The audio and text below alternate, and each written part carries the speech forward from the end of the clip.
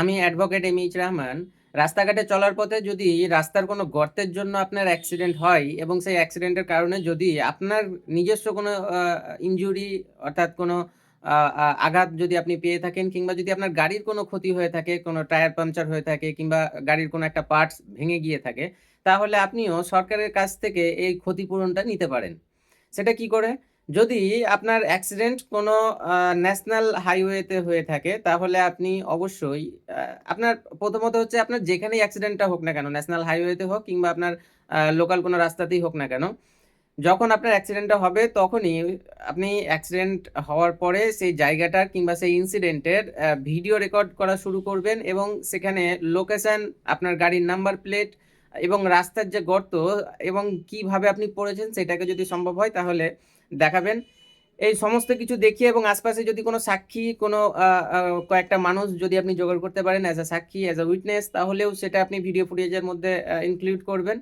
সমস্ত কিছু খুব ভালোভাবে সুন্দর করে ভিডিওটা রেকর্ডিং করে যদি ন্যাশনাল হাইওয়ে অ্যাক্সিডেন্টটা হয়ে থাকে তাহলে আপনাকে কমপ্লেনটা প্রথমত অবস্থায় যে কমপ্লেনটা করতে হবে সেটা হচ্ছে 1033 নাম্বারে, এবং যদি আপনার কোনো পিডাব্লিউডি রাস্তায় হয়ে থাকে, কোনো স্টেট গভর্নমেন্টের রাস্তায় যদি হয়ে থাকে তাহলে আপনি পিডাব্লিউডি ওয়েবসাইটে গিয়েও সরাসরি কমপ্লেন করতে পারেন।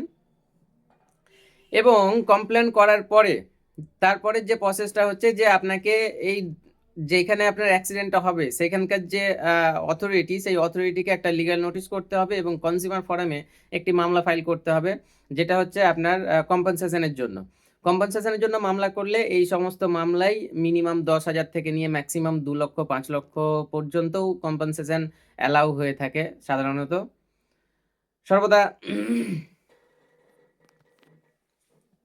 তাই আপনার সাথে যদি এ ধরনের ঘটনা ঘটে থাকে তাহলে চুপচাপ বসে না থেকে অবশ্যই এভিডেন্স কালেক্ট করে কমপ্লেন করুন, মামলা করুন এবং কম্পেনসেশন নিন। সর্বদা সতর্ক থাকুন, সুস্থ থাকুন, শুনতে থাকুন আমাকে এবং ফলো করুন advocate MH Rahman Facebook page এবং ইউটিউব চ্যানেলকে। চলুন দেখা হচ্ছে অন্য কোনো ভিডিওতে, ততক্ষণ পর্যন্ত ধন্যবাদ।